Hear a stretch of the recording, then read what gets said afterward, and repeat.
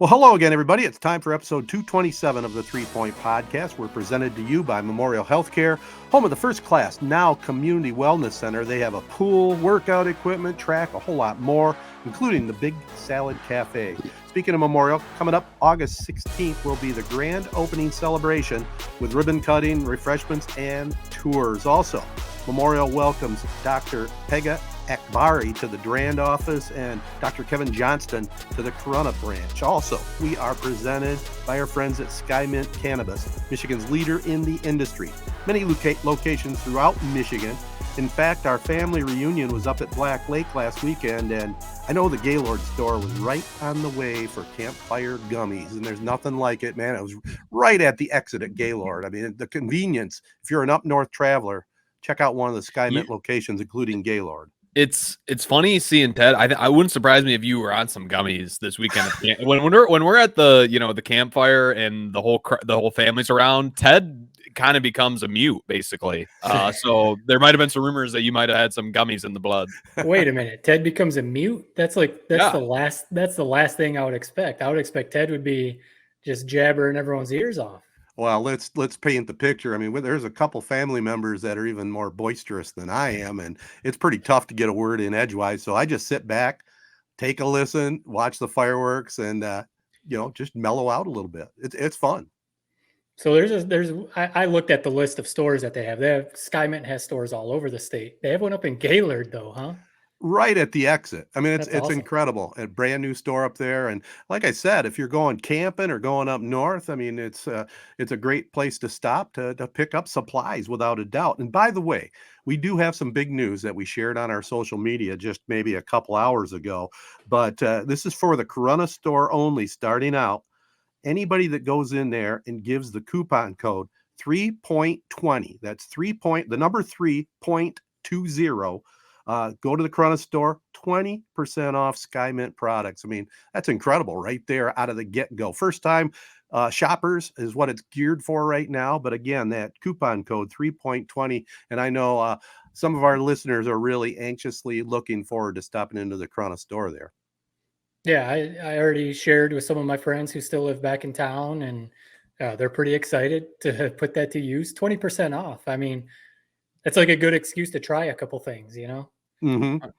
And here's what's important is, although it's only at the Corunna location right now, I mean, we know we have fans and listeners all across the state. I mean, if you have a Skymint location near you, Ann Arbor, wherever, let us know and we'll try to push to get it so that we can have that code at all the stores. And not only that, mention it. If you go into the stores, mention it. You heard it here at 3 Point Podcast, and I'm sure they'll respond back to us and we'll get a coupon code maybe throughout all the stores in Michigan if we do well with this, which I think we will. I do have that feeling. Our core listeners are geared into the product there at Skymint.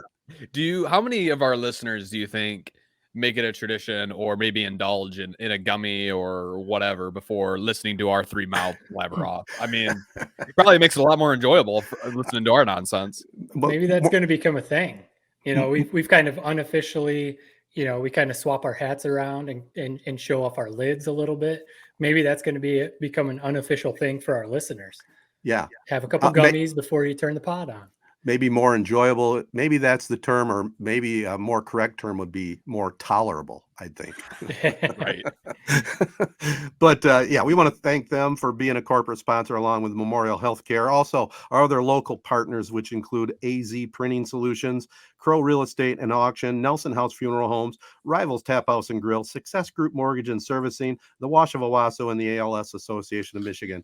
Well, we kind of teed it up a little bit on our annual family reunion up at Onaway, and as a part of it this year, I got to put it right on the table now. I know a lot of people were wondering how the weight loss contest ended.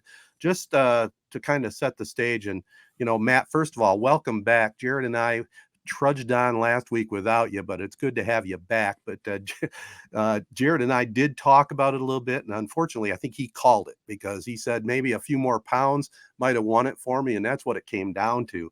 I'm pretty proud. I can't deny that. I mean, I lost 31 and a half pounds in 99 days, so that's not bad. That ended up being 13.7% of my body weight. Thank you for that. But our own Chi-Town drummer Casey Smith, 13.9 pounds. And I think, or 13.9%. I think he weighed in at like 175, 178. So, I mean, he worked it hard to get that percentage and, over $500. So congratulations to Casey. Oh, that's awesome. The percentage is the best way to do it because, right, it's not like Casey's about to lose 40 pounds and beat you. So, that's the way to do it. Hey, man, you lost, like you said before we started recording. Yeah, you didn't win.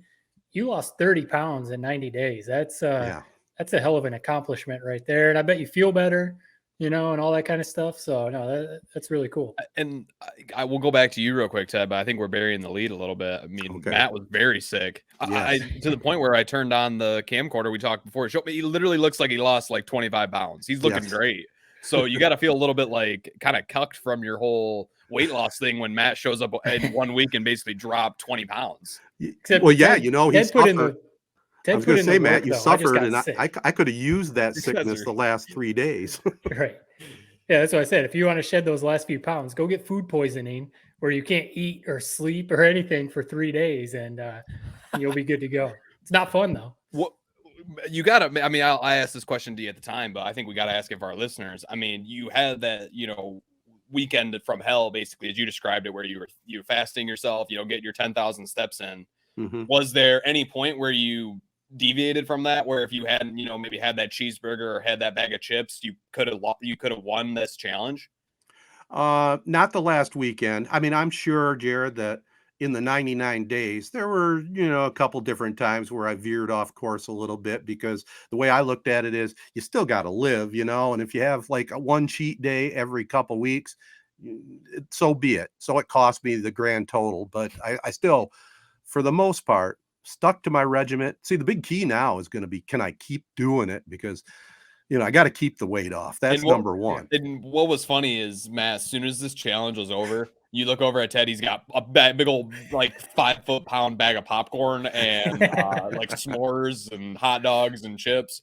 Oh, the challenge is over. Just 1 weekend won't hurt. That's how it always starts, man. I was in your shoes once upon a time. Yeah. In great shape, working it off. And it all starts with just that first bag of chips. And then it just slowly revolves back to what you were before. So hopefully that doesn't happen to you. But you bring up a good point, though, because you're right. I went for the family reunion weekend at Black Lake. I didn't pay that much attention. I was going to enjoy the good food, the atmosphere up there, and didn't completely overdo it, but ate way more than my daily diet allowed during that 99-day stretch. I'll tell you that much. Yeah, but sometimes, like you said, you got to live a little. So, you put in the work for 100 days. Right. So, yeah, you got a weekend to kind of let loose a little bit. Now you get back on track. I always go back to, like my wife, I've said this to people many times. The Rock is one of the biggest, he always says you have to have a cheat day. Right. Yeah. Proponent or whatever the word is for a cheat day. I mean, The Rock is in like the best shape in the world or whatever. And if you look at his like Instagram or whatever, on his cheat days, he eats like piles of pancakes and pizzas and cookies and ice cream and stuff like that. Now, obviously, he's working out like crazy the rest of the week. But, like part of it is you have to stay sane. So, if you're going to eat healthy throughout the week, part of staying sane is, on the weekend, go ahead and get a burger. Go ahead and, have a slice of cake or something like that. So you gotta live a little still, eat healthy, keep the weight off. But that's what I got to do now. I didn't try to lose this weight, but I shed some pounds. So now it's like, all right, I got to try and keep this off now. That's incredible, man. I mean, knock on wood, but it wouldn't be the worst thing in the world to get this food poisoning, man. I'm looking at you. You got the shirt unbuttoned. You're feeling good. If our listeners are only listening, man, check us out on YouTube or on our Twitter. Watch some of those clips. I mean, your jaw will drop. Yeah, it's crazy. I mean, I lost 14 pounds in 3 days, and because not trying to get TMI, but I couldn't keep anything down, and I was dehydrated and just laying up in bed for 2 or 3 days, and to the point where like I looked at myself in the mirror, like I look like a POW movie right now, and my wife was even like, "You don't look too good right now," and it was like I couldn't keep anything down. It was nasty, just a viral infection. Luckily not COVID or like anything contagious for the rest of the family or anything, but yeah, not fun at all. Felt bad missing the podcast, We missed you. What the funny thing is, man, I mean, we finally had a successful podcast without you. I mean, we teased it at the start of our last recording, but the last time we tried to do one of these without you behind the keys, we ended up kind of screwing up the whole record, and basically we recorded an entire episode that wasn't airable. So in that sense, it was a success. To tie it back to our vacation just real quick. Yeah. I'm always enamored, man. I always forget it, and I'm always reminded every time I'm up there. It's mind-boggling how awesome the stars are up there. Yes. It's like breathtaking. And I was like sitting out on my patio last night, you know, like looking up at the sky. I could see like the North Star, and that was about it. And it was a perfectly clear night. Yeah. It's a totally different world up there. Pitch black sky, stars all over the place. And now these like new phone cameras, man, these iPhone 13s, they can take pictures of these stars in night mode. So now you can document it, and it just is incredible. And that alone is almost worth the trip up north. No, Northern Michigan for stuff like that. Like we've said before, probably around this time when you guys had this trip, to get away and just like kind of almost get off the grid a little bit. And, you know, you're out there in nature, it's quiet, and, you know, the stars and everything, you're right on the water. No, it's definitely like a different world up there. And then you talk about trying to see the stars. It's the same for me, even the same for you in Owasso, Ted. You try and, Owasso, you can see some stars, but you know, around here in where I live, it's just city lights everywhere. I can't see any stars anytime. So right. Anytime I'm back in Michigan and look up, I'm like, oh yeah, the stars. Well, Jared was right though about up there. It just was incredible because I happened to notice that too. When we went back to our lodging right on Black Lake this year, and I think I'm going to stay there in all future visits. It was incredible just walking out the back door of our room right to the beach on Black Lake, and walked out there and took a look at the sky. Like you said, I mean, it was just completely full of stars, just crystal clear. It was unreal. I mean, it's magic. It really is. I have a story and then a question I want to pose to our listeners maybe before we move on from our catch up to our draft, which I'm very much looking forward to. I will say this. I think I'm going to nail this draft. I got a lot of shit for my fast food draft, you know, for some of the items I selected, but I'm really confident in my MLB uniform draft selections. Okay. So, you know, we go on this big golf trip every year. You know, we had 8 golfers this year. And, you know, we're playing, you know, we're split up in 2 groups of 4. We're playing at this really nice, you know, $80 per round Black Lake golf course, you know, back in like 2000 when it was built or whatever. I think it was in the top 5 of public golf courses in the United States. It's kind of went a little bit downhill in the sense of upkeep since then, but still just magnificent views, awesome courses, just a great little layout. So we're golfing, you know, we're having a good round, you know, 4v4 scramble. We're playing quick. But the rest of the course is playing, you know, unbelievably slow to the point where, you know, we get done with our hole, pull up to the next hole. The group ahead of us is still waiting on a tee box. So at this point, we're kind of thinking like, you know, why not? Let's group up. Let's play together. You know, we might as well. It's almost faster at that point than just sitting here in 2 groups while we wait for you guys to tee off. So that goes on for a few holes. And at this course, man, they have like an army of like course rangers. There's like 3 or 4 of them every year. And I actually made the joke after the round, like, man, we get like yelled at by these guys every single year. I'm surprised they haven't like blacklisted my name when I try to make a tee time there. But anyway, so, you know, we go a few holes. The one warden pulls up looking like a ZZ guy straight out of like ZZ Top or something with a gray beard. And kind of one of our group mates kind of put like the sweet talk on him. And he was cool with us, you know, playing with 8 in a group. Like I said, we weren't playing slow. Nobody was on our ass or anything like that. So we keep going, get to the hole 18, and the clubhouse on hole 18 is like all glass in the back, and it overlooks the hole 18 fairway. So in hindsight, probably should have split up before we went on hole 18. But at that point, it's like, we're at hole 18. Why does it even matter? We're really not doing anything wrong. Nobody had been waiting on us. So we're driving on this hole. About midway through the hole, this warden pulls up, and I can see him coming from a mile away, man. I like that you're calling him a warden. That's what he was like. Yeah, I don't know what you manager or course manager or ranger, whatever you want to call him. I like to call him the warden because that's how he acted, like he was like a warden. He's making a beeline right to me. I'm in the cart that's at the front of this whole, you know, whatever 5 cart group, and he's making a beeline right at me, right across the fairway. I already know what's coming.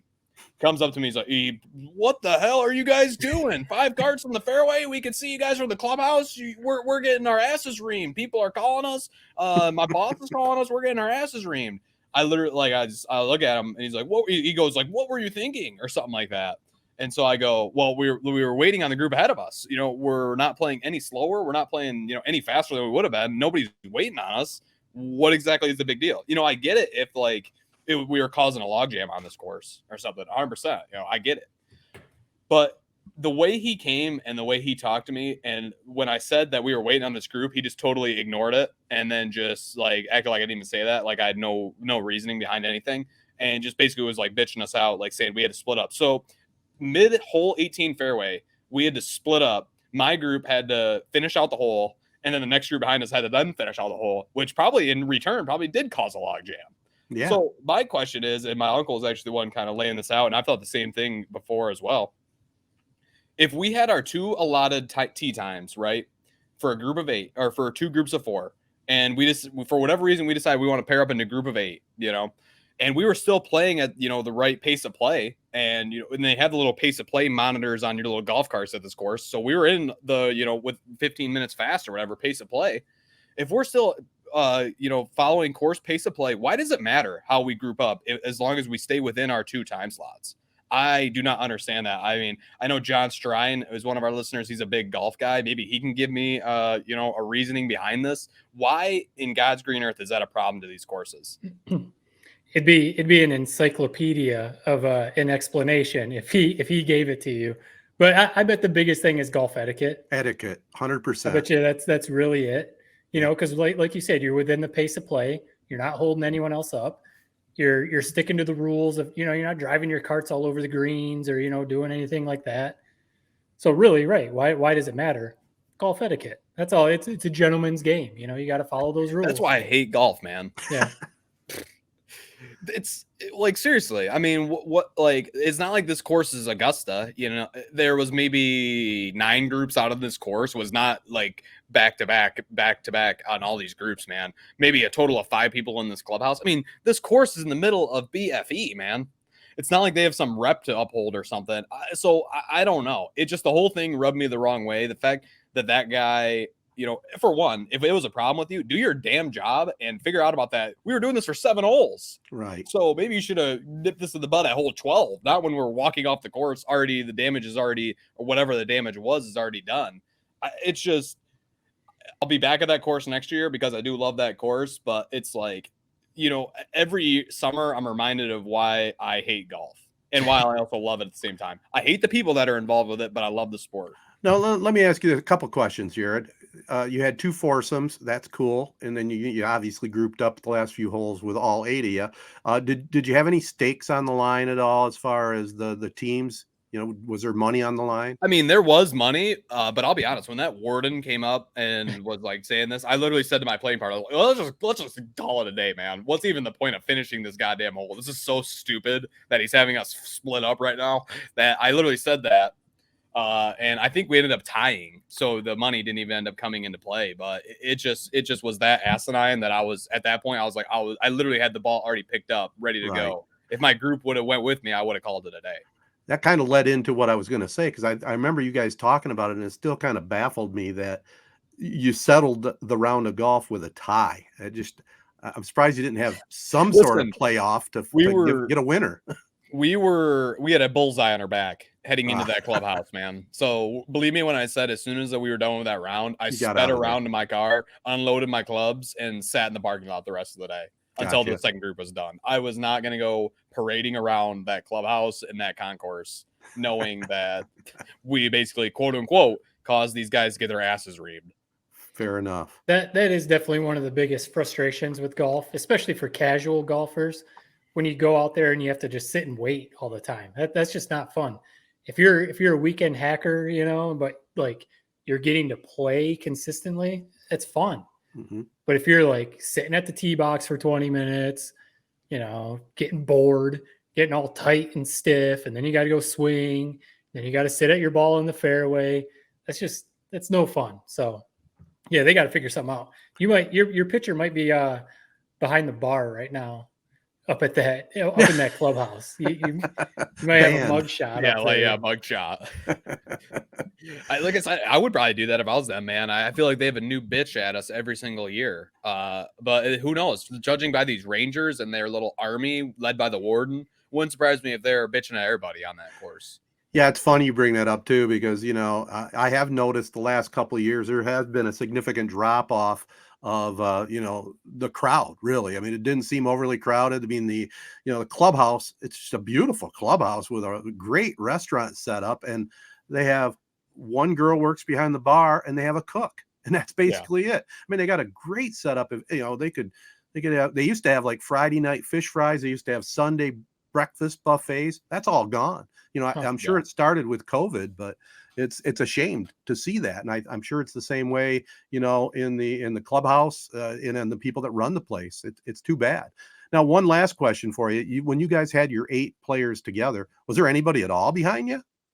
There was I think they finally caught up to us on like 17. So Okay. it was like we're on the whole 17 green there in the whole 17 fairway. So yeah, like minimal wait. Okay. If that group decided to make a call from that minimal 2-minute wait, then that's who I should have directed my fury at. I should have spun around and went back and gave him a piece of my mind, but it was all directed at the warden, unfortunately. Well, anyway, successful weekend. You had your girlfriend Liz up there with you. Did she enjoy herself? Yeah, I mean, we went to Mackinac Island for a day. I mean, that place is always awesome. I'm still kind of waiting for the day that I can stay the night on that island, because it seems like the type of place that when the sun goes down, the people come out, the wild people come out. So right. And while you were out there golfing, a group of us went to Sheboygan and took a glass bottom boat tour and checked out some of the shipwrecks there in Lake Huron. That was really a pretty cool tour. It took us out about 3 miles. Believe it or not, where these shipwrecks were, it's pretty shallow water. It was like 9 to 12 feet, 2 or 3 miles out, which I never realized that out in Lake Huron. I thought it was deeper than that. So how the hell? I know Huron's pretty shallow for the most part, but there's a ton of stuff to do up there. I think it's cool that you guys. I mean, it's fun to just like sit around the campsite, and chill. Right. But it's also fun, to go out golfing, go to Mackinac Island, go sightseeing and stuff. It's cool. Yeah, Northern Michigan, can't beat it. Pure Michigan, right? Yep. All right. Well, Jared's hold on. I actually do have one more. I have one more comment on this. Your Pure Michigan comment just sparked it. So, do you guys ever think about like the fact that like a lot of people probably come to Michigan and only go to Detroit, or only go to Lansing or Flint or Grand Rapids, and they don't like see the fact that like it's basically an entirely different world, like a couple hours up the road? Do you think that there are other states like that? I mean, what are other ones? The only other one I can think of is like California, that has just totally different terrain. Do you think people even realize that about Michigan? Well, Minnesota, Wisconsin are a couple states right in the Great Lakes area that are very similar. When you get up to the northern regions, it's a lot like northern Michigan. But yeah, there's probably a lot of people don't realize what we have here up north. We've had it before in our social media stuff, Matt. And I know you agree 100%. Where does up north start? Probably the Clare Rest 100%. area. Yep. That's where you start getting up north. And I always blow people away because I talk about skiing or whatever. Michigan has the most ski resorts of any other state in the country. I mean, yes, it's not mountains like Colorado or Utah or New Hampshire, Vermont, but the ski resorts are super nice, and the snowmobiling, and there's just so much to do. And yeah, I think a lot of people like kind of along these lines. I saw a post on I think it might have been SportsCenter's Instagram. They share a bunch of random videos too. It was, that Sleeping Bear Sand Dunes, that famous dune that you can go down, and the only way to get back up is to climb back up. Yeah. I think it's called like the point or something like that. But anyway, I've done it like 4 or 5 times, but somebody shared it, a video of them climbing this dune, and SportsCenter's Instagram like reposted it. And so I knew it right away when I saw what they were doing. I was like, oh, that's Sleeping Bear Sand Dunes. That's funny. So I went to the comments. And I mean, it was flooded with people that were like, where is this? This is crazy. What is this? What is this? And, so obviously a bunch of people were, oh, that's in Northern Michigan, Sleeping Bear Sand Dunes or whatever. And so many people then were replying to that, like, what? That's in Michigan? Who would have known? Like, stuff like that. And it's like, I'm telling you, man, you look at like the Pictured Rocks, and Mackinac Island and Mackinac Bridge, and just like so many other things, the Sioux Locks, and just all this other stuff that is so unique to the state. And the people who only stick to Lafayette, Coney Island, downtown Detroit, they're missing out on a lot. But here's all you need to know, man. I actually forgot about this when we were talking about the Blue Angels. I asked the Blue Angels guy, like, where's your favorite place to fly? They go all over the country, San Diego, Colorado, everywhere, basically. His number one place, Traverse City. Said he loves the water is as clear as he's ever seen. The sand dunes are awesome. And I just thought that was crazy. Like, you think, like, what's Traverse City? Of all these, like, huge cities and sweet places, like, Traverse City. So that's all you need to know about Michigan, especially northern Michigan. We love our state without a doubt, and many Skymint locations throughout the state of Michigan. I'll just throw that out there. Quick little plug. We'll be back. Jared's got a little contest for us in reference to baseball uniforms. We'll get into that right after these messages. All right, fellas. I love these drafts that we do, and I think our listeners really do too. And with football and Hard Knocks starting next week, I felt like it was kind of our last little opportunity to get one of these in before the dog days of summer are over. And I mean, hats off to us, man. This is the toughest time for us to do podcasts every year. This like 2-month window where there ain't nothing going on, but we made especially when the Tigers are terrible. Yeah. So in honor of that and the MLB season, us kind of maybe are taking our eyes off of that. Sorry. Yeah. The Tigers have been terrible since we've started this podcast. Like what would happen if all of a sudden we're doing this podcast and the Tigers are like leading the AL Central? That would just be crazy. We wouldn't have dog days, that's for sure. This podcast, man, all of the teams have sucked since we started, other than Michigan. I mean, we got a little taste of it with Michigan football last year, but that's the first time, man. And think of how much fun it was recording those episodes. So wait until the Pistons are good, wait until the Lions are good.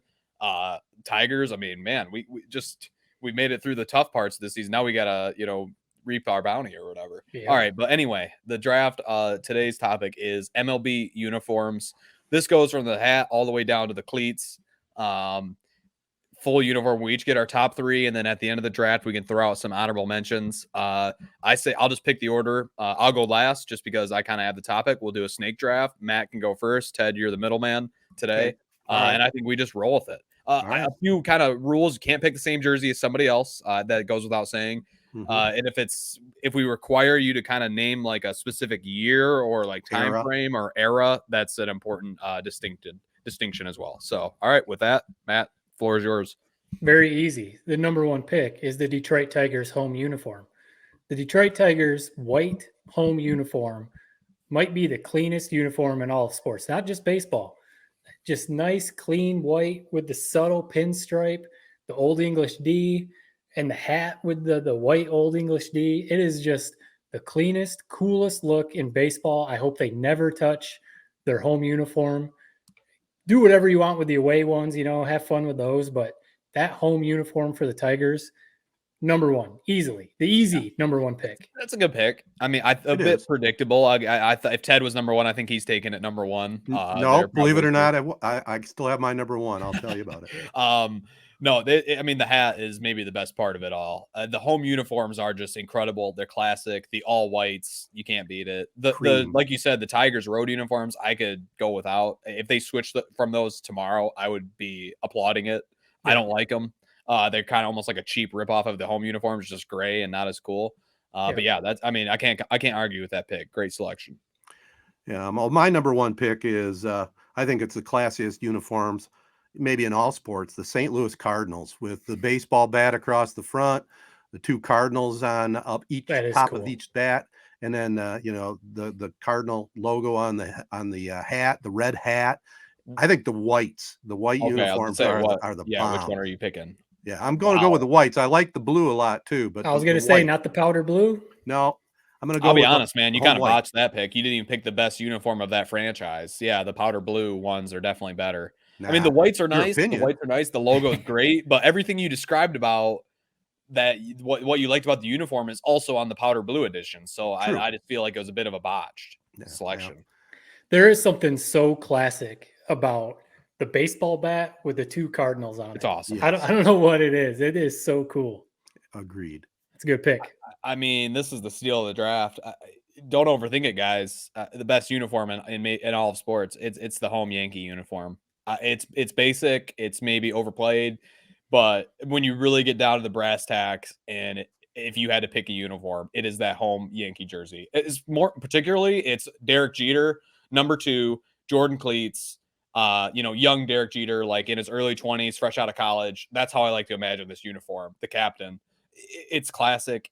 It looks sweet. It's everything that we like, the all white, the pinstripes, the tradition. It's everything that the Tigers home uniform is, plus then some. So I just think it's the best uniform in all sports. Basic, call me that, call me overhyped, whatever. It just flat out, it's the best uniform that we've ever had. Yeah, it is cool. It's classic for baseball and everything, but I'm not a fan of the whole uniform of pinstripes. I get it because it's classic. It's the Yankees. That's why I like the Tigers. The Tigers just have like a nice subtle pinstripe. The Mets with the full pinstripe on the Mets uniform and the Yankees. I'm just not a fan. I like the hat. Obviously, the Yankees hat is just as classic as they come, just like the Tigers. But very similar. I'm surprised that's your number one. I mean, they're very similar with the whites. The Yankees, really, the only difference is the pinstripes. I mean, they both have the navy blue logo, the NY for New York, but that's a good solid pick, I think. I've always liked the Yankee unis. And you got to love the phrase, earn your pinstripes. Yeah. That almost just brings it all full. Was that anywhere? Were you guys ever going to select that, or was it nowhere? It was on my list. It was on my list. Yeah. Side note with the Yankees, what do you guys think? I'm curious. This is a generational thing with their whole policy of no facial hair, no beards. That's awesome. Oh, come on. I mean, man, dude, that's what I mean. Like, they're just number 2 most valuable franchise behind the Dallas Cowboys. Wow. Just what and here's what's funny. People shit on Yankee Stadium all the time, but you ask any player, like, what's your favorite stadium to play in? It's Yankee Stadium. Even the new one. There's something about that franchise that if I was an MLB All-Star, I'm not turning it down. I'm going there in a heartbeat. Yeah, I can understand that. I just get over yourselves. Let people have a beard. It's okay. Yeah. And I think a lot of the allure there is just going into New York, in general. I mean, playing in the Big Apple, the biggest city where it all happens, the history of the Yankees. I mean, we could go on and on. I mean, you're either a Yankee hater or you're a Yankee lover.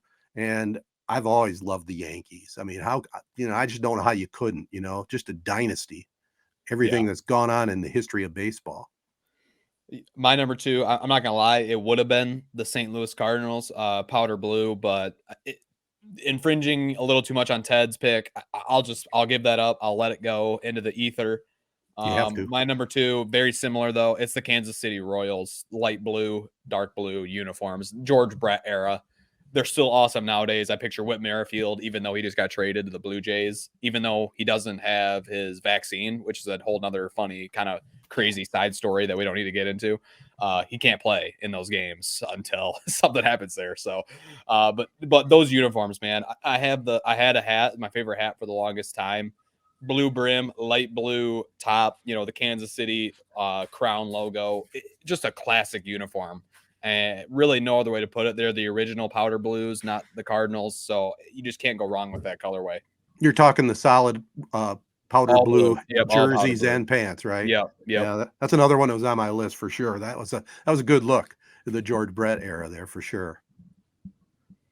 All right, I think it's back to you. Yep, back to me. I'm gonna go with there's one here I know you guys maybe won't pick, but I'm gonna go with the Pirates sleeveless look from the early 60s with kind of the sleeveless vest with a black undershirt underneath it with the black hats with the yellow P on it.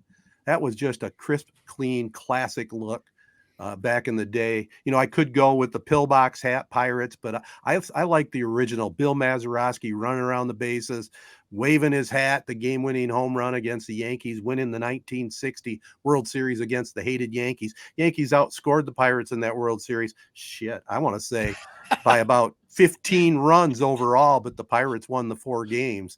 And that uniform was classic. And I also liked it because when I was in high school, our Corona Cavalier baseball uniforms were the same design, same look. And in fact, I have one hanging on my wall. So I like that cool Pirate look.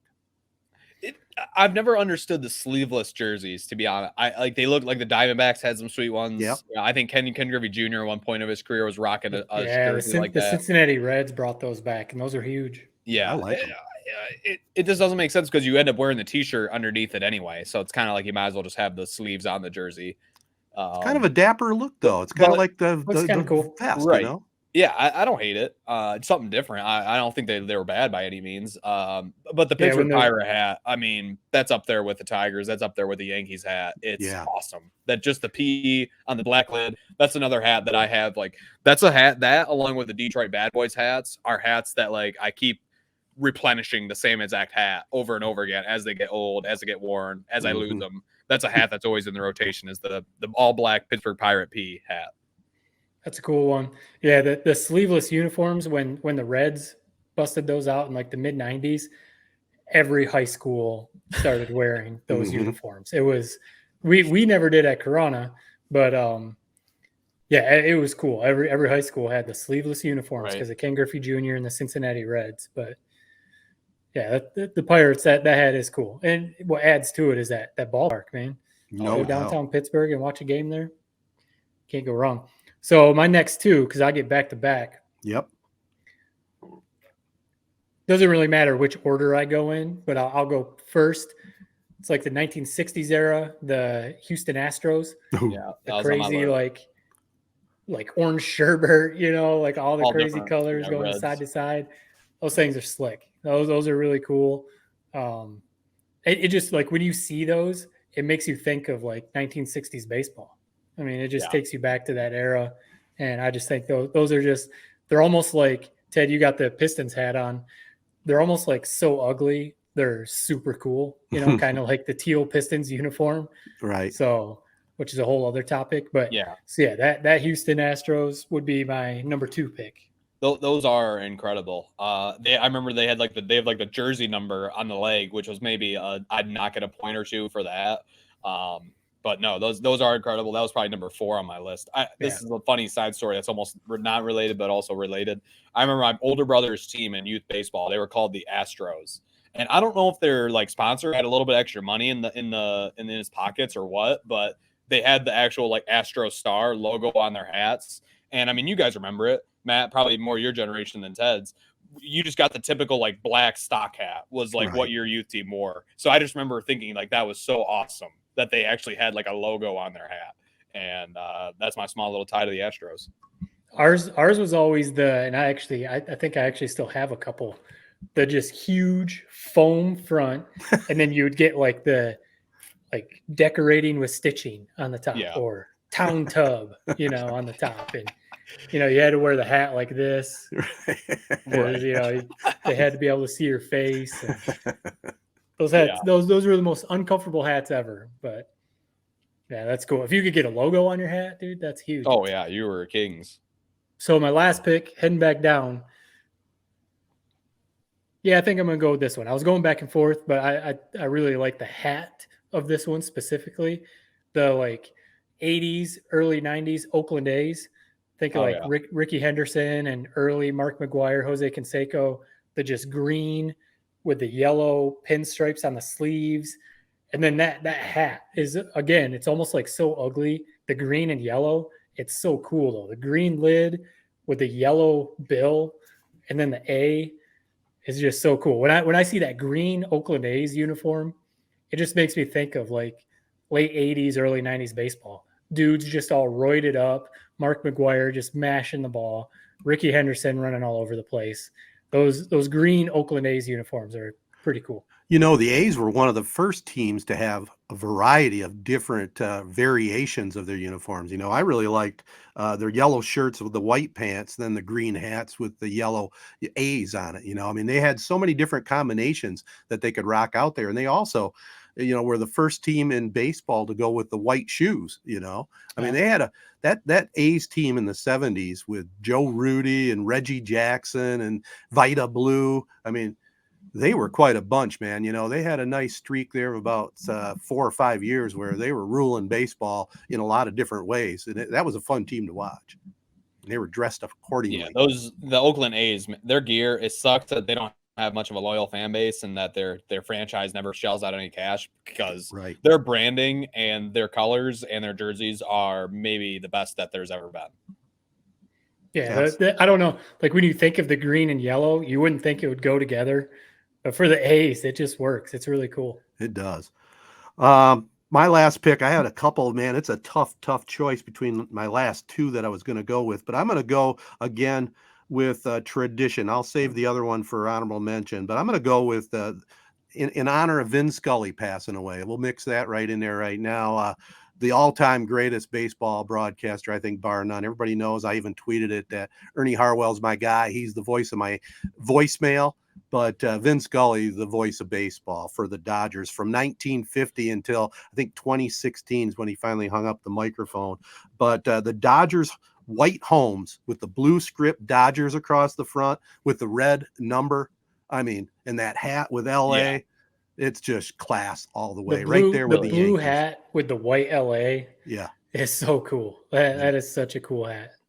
Yeah, man, it's funny how like I feel like the main connector between all these best jerseys is just the all white, man. It's like it's not rocket science. Just make them all white uniforms and they're gonna be pretty damn cool. Absolutely, it's the way you put the trim together and the lettering and everything else that goes with it. And man, in today's day and age, and you guys are both in television, man, when you got that crystal clear high def picture. And you just see that just jumps right out at you. I was just noticing that watching a Dodgers series a week or so ago, man. It was just incredible. Awesome. It is. All right, I will round up the draft. I'm just going to throw out a few of my honorable mentions since I have the last pick here. The 04 era, like kind of Chicago Cubs, Sammy Sosa and his like another connector, man, all white. Mm-hmm. Very similar to the Dodgers color scheme and everything, the red, white, and blue. I picture Sammy Sosa, post 9/11 running around with that flag. That's exactly what comes to my mind when I think of this jersey. Hardball, the kids in the crowd, Sammy! Another great part. And it's just classic uniforms. Great honorable mention. Like I already mentioned, the St. Louis Cardinals, powder blue. And then one other one, the 1980s era Baltimore Orioles, all-white uniforms. The orange, the black. They had the nice trim around the sleeves of orange and black stripes. And then also around the belt line, orange and black. Just awesome look. But my final pick, this is a bit off the beaten path. A personal favorite, I know it's really not a crowd pleaser. The Detroit Stars alternate uniform that the Tigers wear from time to time. Man, they're sweet. I love them. The hat is the best part. Just the star on the top, the blue trim all the way up the collar and around the neck. They're some of my favorite uniforms. They brought them back in 2007, Pudge Rodriguez era. They wear them, All-Star Negro Leagues weekend. But, man, I think they need to start wearing them a lot more. They need to be, 10 games, 15 games a year wearing these bad boys. I love them. I've been trying to get a Detroit Stars hat, but they're pretty hard to come by. Really? They're cool. I mean, they're not my favorite. I'm surprised they're on your top 3. But they are. It's a cool throwback. I'll give you that. Yeah, you took one of my honorable mentions with the Orioles. You forgot to mention with those Orioles white, with the script Orioles across the front, they had the bird on the hat, the That's orange cool, and white bird. I mean, the real bird, not the comical bird, Right. That was a great look. My other honorable mention, it almost made my list of top 3 it's the Phillies blue roadies with the red trim. The Mike Schmidt, Pete Rose era, those were some sweet looking uniforms too. And one we didn't talk about, we spent quite a bit of time talking about blues. The Montreal Expos used to have some sweet looking blue unis. Those are cool. Yeah. Yeah. Back in the early days, those are pretty cool too. I was going to throw out the 70s era White Sox where it just says socks across the whole. Yeah. Kind of cool. No one threw out the classic Red Sox unis, huh? Yeah, they're cool. I just there's so many other options that and it's like if you're gonna go the traditional route, you got to go Yankees or Tigers since we're Tigers fans. So that's the only reason I had to kind of. But another good honorable mention, the 1980s era. Ted, I'm surprised this didn't make your list, man. 1980s era Detroit Tigers away uniforms, the gray, those are cool. They are sweet. Wow. There's the D with the figure coming out of it. Those ones? Yeah. No. Or wait, I'm picturing. You're talking about the ones that say Detroit across the chest? Detroit and black letters. Black letters. Lou Whitaker era jerseys. Just sweet uniforms, man. I don't know why they ever went away from those, but I wish they would bring those back. They need to bring those out our current away uniforms for those. I think we're all in favor. Well, are the current ones? Do they have a script Detroit across the front of them? Tigers. It says Tigers. They say Tigers. Yeah. Do they? Is it? I thought this is kind of bad. We don't know. I thought it was Detroit, I thought it was Detroit in a script, which I kind of like actually. It says Tigers. Is it really Tiger? I don't think. No, Detroit. It's Detroit. It's Detroit. Is it? Okay. Yeah, Detroit in cursive. Yeah, I thought. I don't like know what it is about them. I just don't like. There's nothing to them, so I just don't like them. Yeah, I guess that's kind of my thing. Is it's just like nothing special. I guess I don't know. The script to me has to be like the Dodgers, like Michigan State basketball, nice clean white with the state. You know, the script is like special. For it on the Tigers away uniforms. Yeah, I guess that's what makes the world go round. Differing opinions. All right, I think any others that we have to throw out there? Or are we going to move on to some potpourri to wrap this thing up? I think that's what we'll do.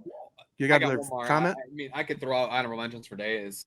I got two more. Bad honorable mention. First off, we talked about this off pod. The 76 White Sox uniforms, man, where they were literally like basketball shorts and long socks. I mean, dear God, Ted, you can't ever comment on people's fashion because the fact that that's what you guys were wearing back in the day. I mean, I'd rather wear the Michigan State highlighter uniforms than them damn things. I wasn't wearing them. I can guarantee you that. And then just this is a basic one, you know, along the same vein as the other picks we've had, very similar to the Orioles. Just the San Francisco Giants, all white, or the black alternate that Barry Bonds used to rock. I recently fell down a Barry Bonds like rabbit hole. God, he would mash the ball, man.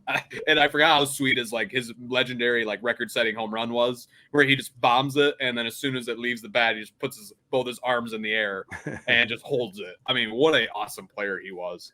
He was incredible. It's a shame that the whole steroid thing is surrounding him, because he would have been a Hall of Famer. Everyone knows this stuff. 100%. He would have been a Hall of Famer before the allegations even came, because he had won multiple MVPs, multiple Gold Gloves, been an all-star every year. And then he went to San Francisco and started just mashing.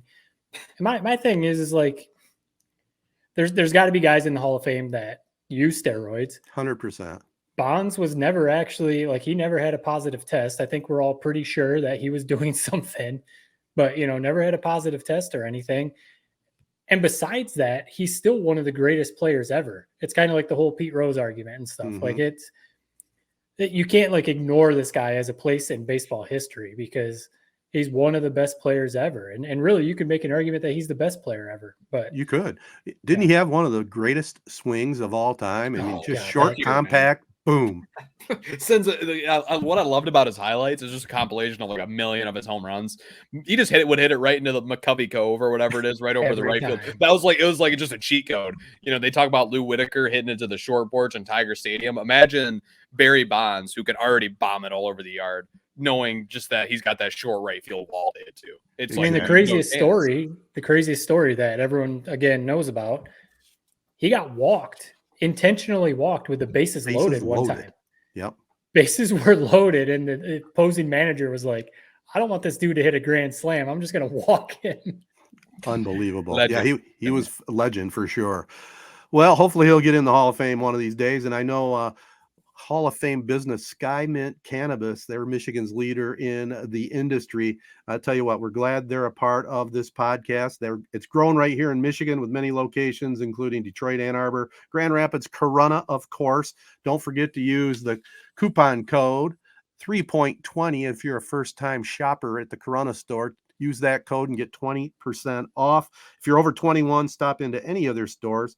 And for your convenience, you could even place an order online for delivery or curbside pickup. And if you want to know more details, go to skymint.com. We're glad they're a part of our team. We have some other important team members coming up next here on the podcast. Then we'll wrap this thing up with a potpourri of sports. All right, guys, we'll go all over the place here, but let's go back to baseball and the Tigers for just a moment. The trade deadline came. The Tigers made a move or two. I mean, they got rid of Fulmer to the Twins, made him walk right across the field. Kind of an interesting trade. I'm not sure I would have pulled the trigger on that. They traded him for a bag of chips, basically. And then Robbie Grossman to the Braves. He was going to be a free agent next year. He was already making $5 million.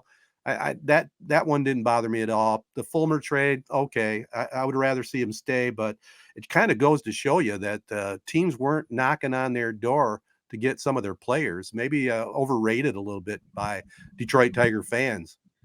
Yeah, it's or the funny asking price was too high. Who knows? Right. It's funny to me how people were like, anything Al Avila would have done at this deadline, people would have bitched about. It's like people were saying leading up to the deadline, like, don't let him make any decisions. He kind of played it safe, traded the kind of obvious guys away, and people are bitching they didn't do anything. It's like, I just don't know. What did you want from this guy? Do you want him trying to basically resurrect this team out of on this trade deadline, or do you want him just kind of sit and wait? And I'm glad he did. I was not in favor of blowing this team up. I didn't think that they needed it. I think we're a piece or two away. A couple of these guys really coming into their own next year from being a playoff contender. And we're so injury depleted this year that it's just, you almost had to throw this year out the window. I think the big thing is the track record with him. I mean, he has swung and missed on so many trades, and this Michael Fulmer one was another one. Yeah, Fulmer, you're not going to get the haul that the Nationals got for Juan Soto. You're not going to get that for Michael Fulmer. But the player that they got back for Fulmer, I doubt he ever even makes the big leagues. I mean, he's getting tore up in Double-A ball. So it's kind of like, that's what's frustrating, is it's his track record with terrible trades. Fulmer should have been traded 5 years ago, if we're being honest, because when he actually had good value before this rebuild, you hold on to him through this rebuild. He gets hurt. Now he's a closer. He's not even a starter anymore. So that's what's frustrating. And, I think we all said a few weeks ago, we didn't want to enter another rebuild, but you did have some pieces, maybe like Soto, maybe like Fulmer, a couple other guys that you could have got a few decent pieces that could maybe contribute next year. And it's just another trade deadline goes by, and here we are hoping Spencer Torkelson's going to be the next Mike Trout, Right. Well, you sure can't blame everything on injuries either. I mean, this series, they're just wrapping up with the Twins. I mean, I think they had the most strikeouts in a 3-game series of any team in a long time. Yeah. I mean, this team just does not hit the ball. I mean, it's like a broken record. We talk about it every week, but they got some serious problems in their approach at the plate. And if you don't put the ball in play, you don't have much of a chance. And they're striking out way too much. Yeah. To go back to Fulmer for a second, man, how funny was it that he literally got traded to a team that they were playing in like an hour? I know. We saw the funny visual on TV where basically it's like literally him walking from the one locker room to the other locker room, and then a day later he's pitching against the Tigers. I mean, just talk about bizarre. An hour later, after he got traded, he's warming up in a Twins uniform. It's like maybe give him a couple days. Team. Right. Yeah, maybe just give him a couple days to get his wits about him, and then maybe you can throw him into the fray. But it was just funny how it's like as soon as he was traded, it was like nothing had happened. He's immediately just on the Twins, and it's business as usual. Hi guys, welcome. How weird. It's weird. It's good for him and Grossman though, both going to first place teams. That's not all bad, right? Yep. Even though you got friends on the ball club. I mean, The whole idea is play in October. And you briefly touched upon it. I mean, Juan Soto, what a blockbuster that was, man. The Padres are going to be pretty tough to beat when they get Tatis back, and the team they have, they're going to be knocking on the Dodgers' door there. I mean, they put together a hell of an outfield. Yeah, I mean, I think they're like 10 games or something behind the Dodgers, so it's going to take quite a bit to catch up. But you have to think they're at least going to be in the wild card. Oh, yeah. They're going to be there in the wild card. They added a couple relief pitchers. It's just, I mean, the Tigers with Don Dombrowski, they did do stuff like this. They'd go out and get Gary Sheffield. They'd go out and get Prince Fielder. They'd go out and, make these kind of splash moves. And it just seems like we're so far removed from that. We're hoping Casey Mize is going to turn into Verlander. We're hoping that some of these prospects coming up are going to turn into great players. When are we going to make a splash trade like that? That's kind of because you can have all these young players. At some point, you do need to add some veteran players, like when the Tigers added Pudge Rodriguez and Maglio Ordonez. That's what took them over the top. Huge. So yeah. Yeah, I mean, San Diego's gonna be fun as hell to watch. And speaking of good uniforms, man, I love their new alternate, pink and like I don't even know, like electric green, like city uniforms. I think those are sweet. They're different, that's for sure. That's all I expected from you. Nothing else. That's all I can say. The last thing about the Tigers, I mean, obviously nothing to play for in the standings for the rest of the year, but they do have a big weekend coming up. Lou Whitaker weekend at Comerica. Maybe a little bit more media buzz will help get him into the Baseball Hall of Fame. He definitely deserves to be there. I mean, he's got to be one of the top, I would say, top 10 second basemen of all time. And he needs to get in the Hall of Fame and join his partner, Alan Trammell. Do you know how many years he has left? Well, they have this new committee that, puts it, I don't think he is eligible from his original run, but then they have this veterans committee. And I think he's going to get in there just like Trammell did with that, if he makes it. And I think there'll be enough, like I said, buzz from the Detroit area, mid America. He should make it, I think, in the next couple of years, I would guess. I've been hearing some stories about that guy. He seems like my type of player. We had a fun little shoot, where they at Nemo's bar, some of the old guys on the team, and they're telling stories, how he basically never took batting practice and would lead the team in batting average. He would tell stories where basically he'd show up to spring training, tell the guys he literally hasn't touched a bat since the last day of the season the year before. And it was like he was, quote unquote, in mid-season form.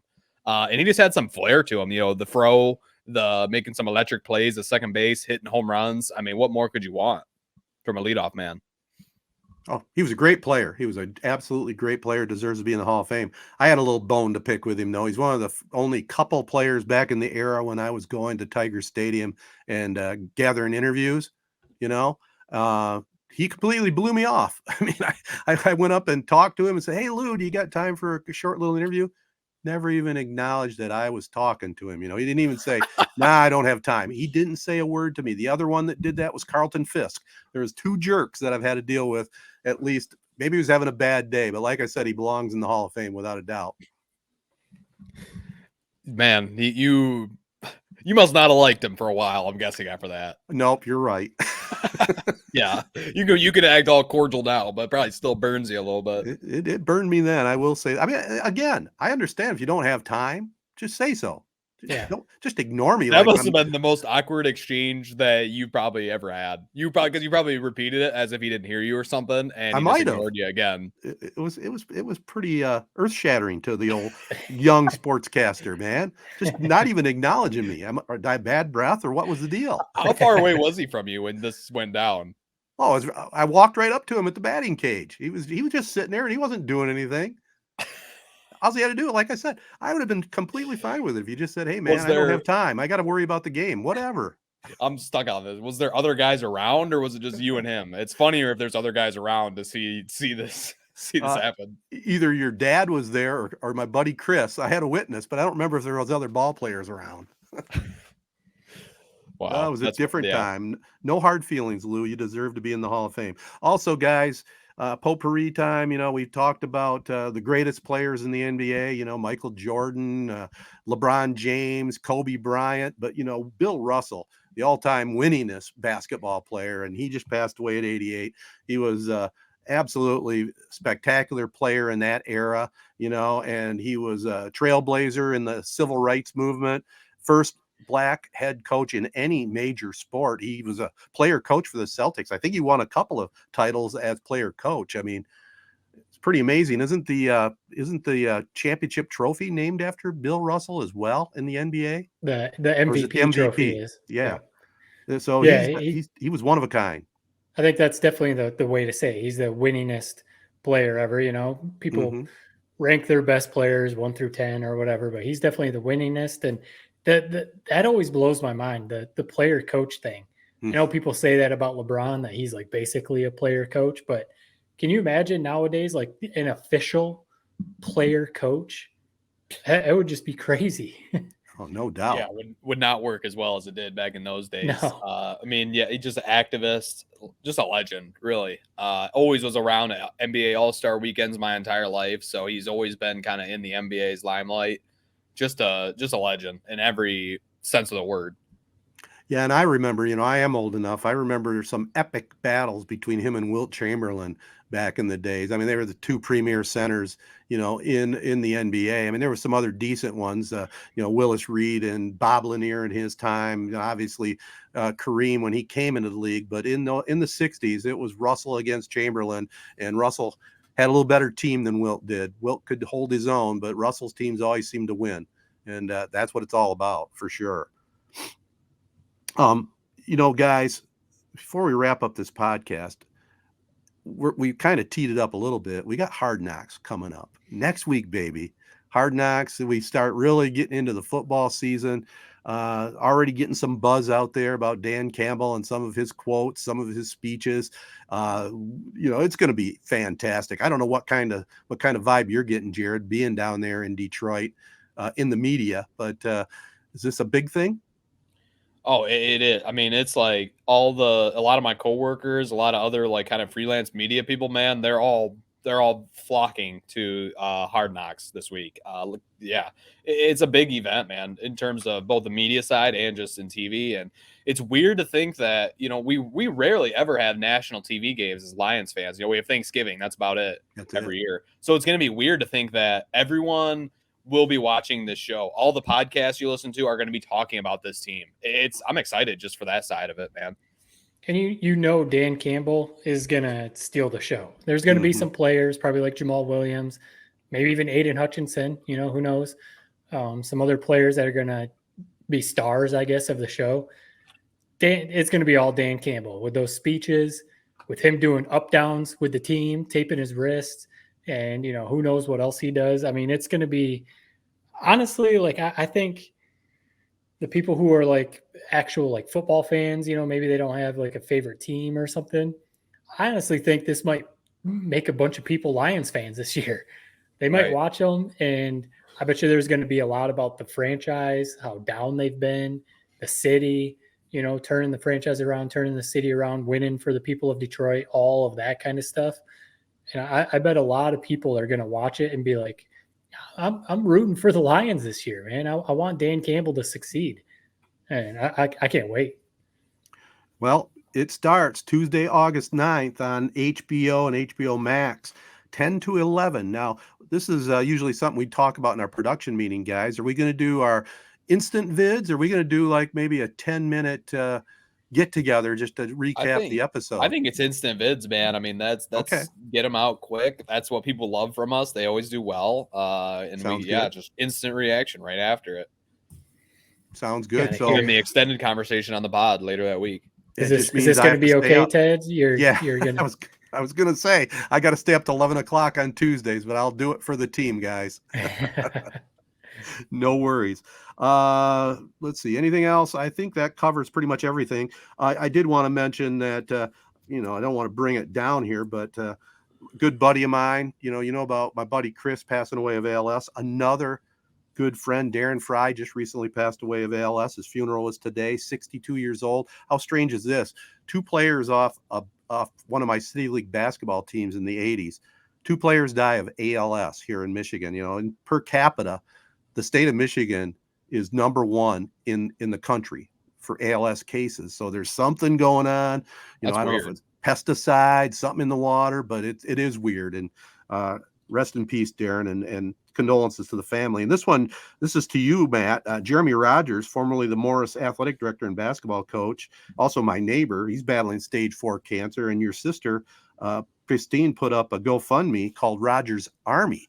And, if you want to help donate for some of his medical costs, go to his GoFundMe page. That's Rogers Army. And, good guy. I've talked to him a few times. We did a few Morris football games, and, it just comes out of the blue sometimes, when you're not feeling good and you go to the doctor and all of a sudden they give you that diagnosis. I mean, how devastating that can be to you, your family, your friends. I mean, let's just pray that he gets better, because they've come a long way with cancer research. Yeah. Yeah, I know. I don't know all the details, but I know my sister, they're really good friends with him and his family. So they're all in on trying to help support him and get that GoFundMe and other fundraisers going, because it was, I guess, very shocking and devastating, obviously, to get that news. Like you said, they were unexpected and everything like that. Right. So Yeah. hopefully they're able to raise some money and get something figured out. Absolutely. Young husband and father. So prayers are going out to them. On a more positive note, we're not that far away from our annual 3-Point Podcast Prep Pigskin Preview with local media people from throughout the state of Michigan. That'll drop somewhere around Wednesday, August 24th, leading up to our first high school football game on Z92.5, Corunna and Fowlerville. And I talked to the superintendent of schools there at Corunna, and their fingers are still crossed. They're on schedule to host that game opening night. So they're going to be coming down the stretch to get that turf laid and all laid out good. They got to be working around the clock right about now, man. I know those projects, though that lasts like week or something like that, man. You are like a chicken with your head cut off trying to get it finished before the deadline. Yeah, I think especially if materials are delayed or you're waiting on certain things. You're just watching that. What'd you say? August 24th? August 25th is the first 25th, game. 25th, man. Yep. That's coming up quick. It sure is. I will say the fact that it's already cutting it close is a bit concerning, but let's just hope they get it done in time. Well, I know the brand new bleachers are all in place and they're looking really good. So, if you think about a carpet man coming to your house to lay carpet, well, if they get all the pieces, if the deliveries show up, I think they can do it. I think so. Fingers crossed. All right. Yeah, it will be cool when it's done. That's going to be a really cool project. It really will be, and I retweeted something else. I saw Ithaca, with all the championships and success they had up there. And, they had a big time donor really refurbish their field. Well, now they put the icing on the cake with a new turf field up there too. So drove right by it on the way up north. That field is the picture of that field is so cool. It is. I don't know, man. It's a weird. If you haven't seen it, it's like a memorial. I don't know if the donor was a former veteran or if they have some strong veteran presence at Ithaca, but there's nothing Ithaca on the field. It's all like red, white, and blue stars and stripes. Wasn't for me. I mean, I'm all about the veterans and everything, but I wouldn't. If Corunna did that, I would be up in arms. I didn't even notice that. Really? Yeah, I don't know if I noticed that either in the picture. So you guys didn't see the pictures. You just heard that it was a new field. I mean, look it up. There was a picture on the tweet. I was going off the picture on the tweet. Yeah, I think it was a bit jarring. It was a stadium picture, but hey, I'll have to take a look at it and see if that's true. That doesn't make a lot of sense. So I have it, easily at my disposal. I'll have it here. Tweet this it. This is like the whole MLB uniform draft. To each their own. That's right. Well, I know Corunna's field's going to look pretty awesome. I can't wait to see it in person. I saw the rendering of it. It looks sweet. The rendering. It'll be cool. Yeah. All right, fellas, we'll call this a podcast. This has been the 3-Point Podcast presented by Memorial Healthcare, Home of the Now Community Wellness Center, and also we're presented to you by Skymint Cannabis, Michigan's leader in the industry with many convenient locations throughout Michigan. Don't forget, stop in the Corunna store, use the coupon code 3.20. That's going to get you 20% off any of the Skymint products only. It's for new customers only. And this is another little disclaimer, not valid in ounces or half ounces. So other than that, I can see it. Really? That's in the end zone? Yeah. Like I said, it's stars and stripes. The end zone one end zone says service. It's got a whole blue trim around it.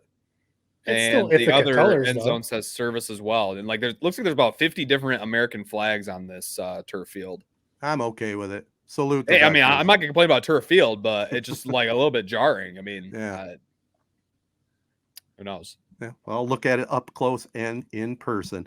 All right, don't forget to follow us at 3-Point Pod. Spread the word. Make sure you let all our great partners know you listen in and enjoy the podcast. They include AZEE Printing Solutions, Crow Real Estate and Auction, Nelson House Funeral Homes, Rivals Taphouse and Grille, Success Group Mortgage and Servicing, the Wash of Owasso, and the ALS Association of Michigan. 3-Point Podcast was recorded at StreamYard.com. Before I wrap it up, I just want to give a little plug to our friends at Chi-Town. They have a sold-out show coming up August 5th at the Machine Shop in Flint. And then the next night, August 6th, Smuggler's Run, downriver Detroit.